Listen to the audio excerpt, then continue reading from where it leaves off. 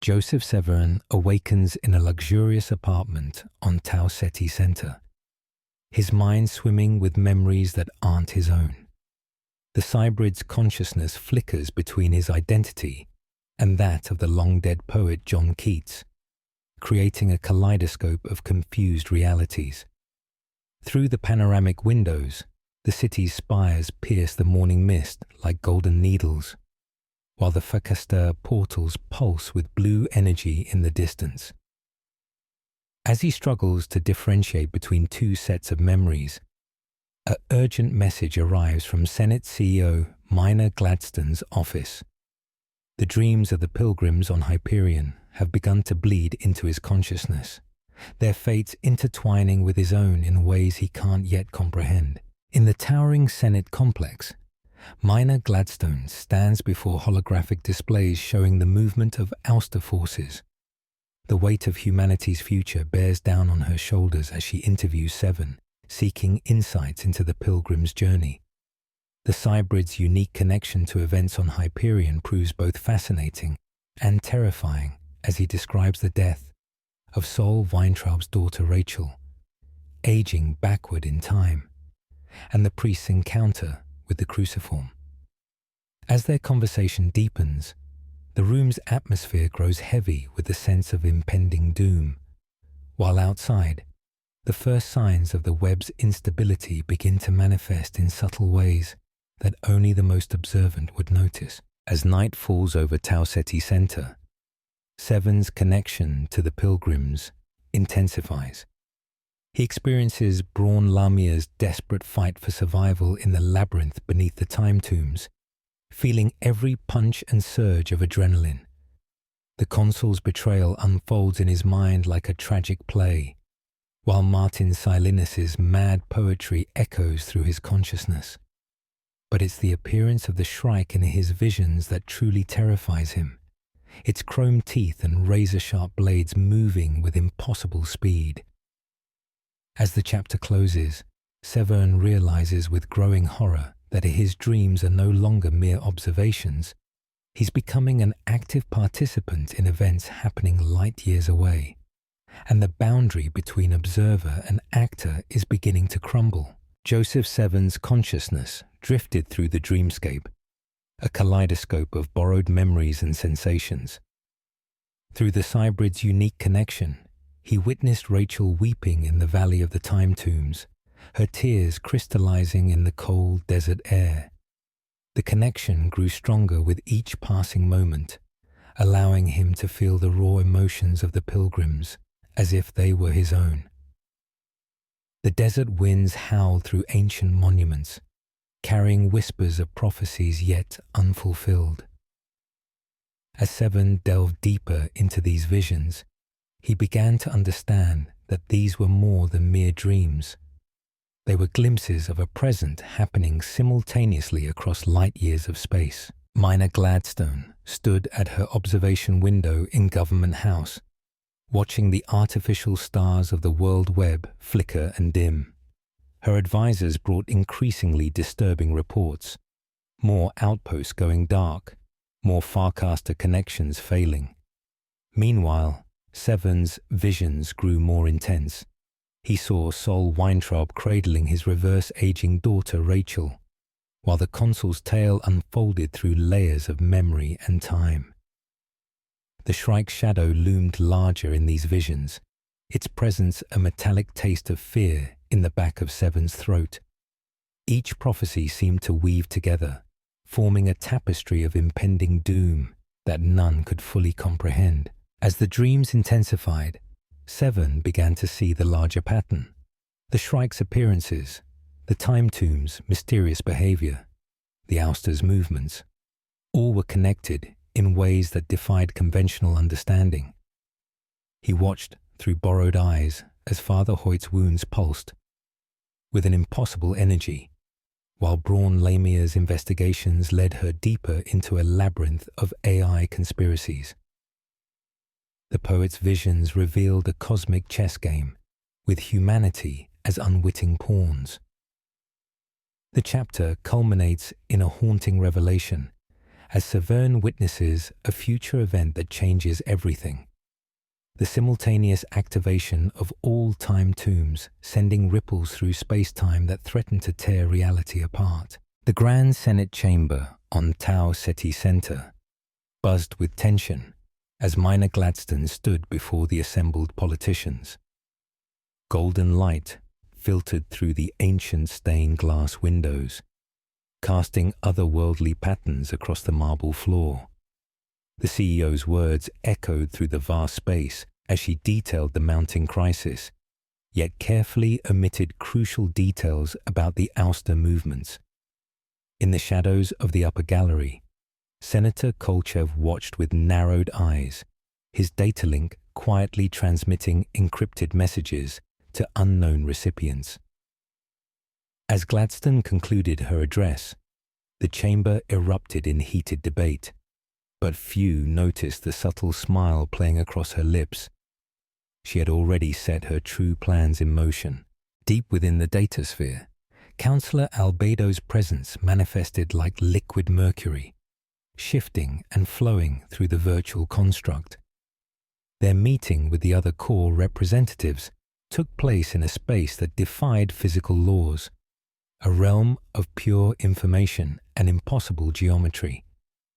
As they discussed humanity's fate, Joseph Severn's dreams became increasingly intrusive, bleeding through the AI's carefully maintained barriers.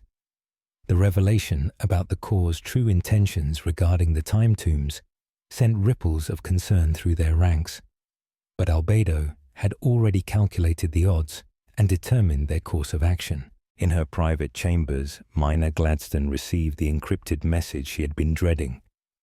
The holographic display showed irrefutable evidence of Senate corruption, with ties leading directly to the Technocore. As she processed this information, her secure comlink chimed with an urgent message from the military command. The ousters had begun moving in patterns that defied all strategic logic. Outside her window, the artificial twilight of Tau Ceti Center painted the sky in shades of purple and gold. But somewhere in that beautiful vista, she knew humanity's greatest threat was hiding in plain sight. The weight of her next decision would reshape the future of human civilization, and she had mere hours to act. As the golden light of dawn crept through the crystalline spires of Tau Ceti Center, Minor Gladstone stood at her panoramic window, her weathered hands clasped behind her back. The holographic display surrounding her office pulsed with urgent reports of ouster movements near the time tombs. Councillor Albedo's translucent form flickered beside her, his artificial features betraying an unusual hint of concern. "They're moving faster than we anticipated," he whispered, his voice carrying the weight of artificial centuries. Through Joseph Severn's dreams, the warning signs became increasingly clear. The ousters weren't just preparing for war, they were orchestrating something far more intricate. The web's defenses hummed to life across hundreds of worlds, a symphony of preparation that would soon turn into a requiem of destruction. Severn's consciousness drifted between realities, each vision more terrifying than the last. Through his connection with the pilgrims, he witnessed Sol Weintraub cradling his reverse-aging daughter Rachel, while Colonel Kassa donned his mysterious phase-shift armor, its surface rippling like liquid midnight. The air around the time tombs shimmered with temporal energies, distorting reality itself. Meanwhile, in the real world, the web's military commanders gathered in Gladstone's war room, their faces illuminated by the red glow of battle projections. The Shrike's appearances had increased exponentially, each manifestation leaving behind a trail of temporal anomalies that defied explanation. As the final hours before the inevitable conflict ticked away, the web's farcasters began showing signs of strain. Consul's ship, hovering near Hyperion's atmosphere, detected unusual energy signatures emanating from the planet's surface. The time tombs had begun to open. Father Hoyt's screams echoed through Severn's dreams, while the Shrike's metallic form was glimpsed with increasing frequency near the cities. In the war room, Gladstone received the final confirmation. The ouster fleet had begun its approach. But as the military prepared for space combat, Severn's visions revealed a far more terrifying truth. The battle for Hyperion was merely a prelude to something far more catastrophic. The true enemy wasn't approaching from space, it was emerging from time itself, as the crimson mist swirled around Hyperion's ancient ruins. Rachel's screams echoed through the valley of the time tombs. The Shrike's metallic footsteps resonated with an otherworldly rhythm, each step bringing it closer to its prey. Consul watched helplessly from behind a crystalline structure as the creature, moving like liquid mercury, phased in and out of reality. The air grew thick with tension, and the very fabric of space seemed to bend around the approaching terror. In the distance, the wound in the sky pulsed with an ominous glow, casting strange shadows that danced across the ancient stones. Meanwhile, in the dreamscape, Severn's consciousness merged with Johnny's memories, revealing horrifying glimpses of the Shrike's true purpose. The creature wasn't merely hunting, it was gathering souls for something far more sinister. As Miner Gladstone received the urgent reports of multiple Shrike appearances across different worlds, the terrible truth began to dawn. The time tombs were awakening, and with them, ancient powers beyond human comprehension stirred. The web's artificial intelligences fell silent, one by one, as if in anticipation of something momentous.